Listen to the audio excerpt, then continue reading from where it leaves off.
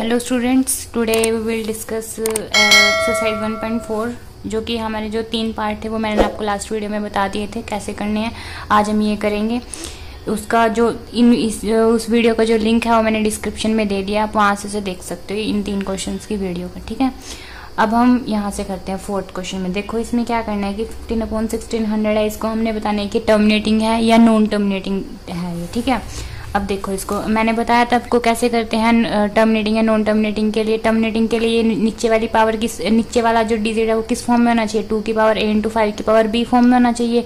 उसके लिए हम क्या करते हैं, इसको फैक्टराइजेशन करते हैं इसका। तो कैसे करेंगे, देखो 2 प्राइम फैक्टराइजेशन पता ही है ना आपको कैसे करते हैं। देखो फिर मैं बता रही हूँ आपको। इसमें 1600 का करेंगे तो देखो 1600 को 2 से डिवाइड करेंगे तो कितना आएगा, 2 8 16 0 0 ऐसे लग गया। फिर 2, अब इसको डिवाइड करेंगे 2 से तो क्या आएगा, 2 4 8 0 0, फिर 2 2 4, फिर 0 0, फिर 2 1 2 0 0, फिर 2 5 10 0। उसके बाद फिर 2 पे जाएगा, ये 2 25 पे जाएगा, 25 2 50 होते हैं।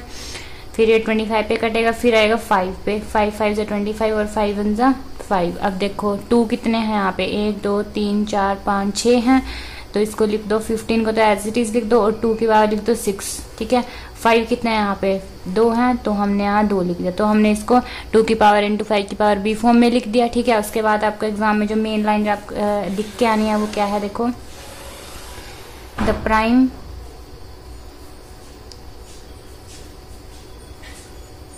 factorization of denominator is in the form of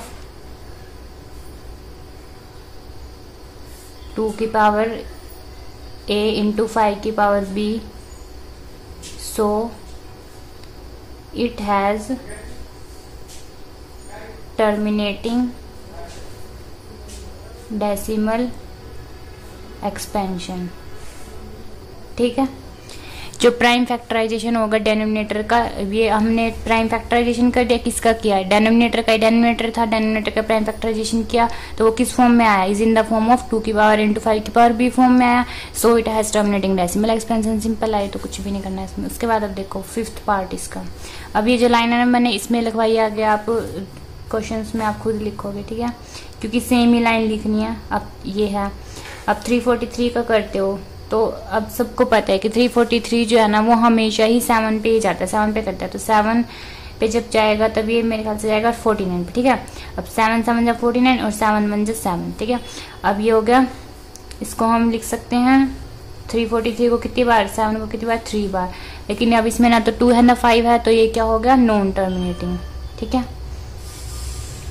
ये होगा नॉन टर्मिनेटिंग डेसिमल एक्सपेंशन। उसके बाद 6th पार्ट आप यही लाइन लिखोगे। इसमें आप ये लिखोगे the prime factorisation of denominator is not in the, यहाँ आप लिख दोगे नॉट इज नो, इनकी जगह लिखना है not in the form of 2 की पावर × 5 की पावर, क्योंकि इसमें ना तो 2 है ना 5 है। उसके बाद लिखोगे so it has non terminating decimal, यहाँ पे नोट लिखोगे, इनकी जगह यहाँ पे हैज के बाद आप नॉन लिखोगे। ठीक है, नॉन टर्मिनेटिंग डेसिमल एक्सपेंशन। उसके बाद 6th पार्ट है आपका 23/2 की पावर 3 × 5 का स्क्वायर, ये है।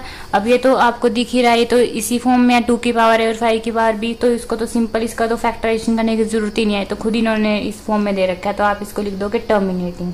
ठीक है, वही वाली लाइन लिख के ये वाली लाइन लिख दोगे आप 1st क्वेश्चन में जो लिखवाई मैंने। ठीक है, अब इसका 7th पार्ट देखो।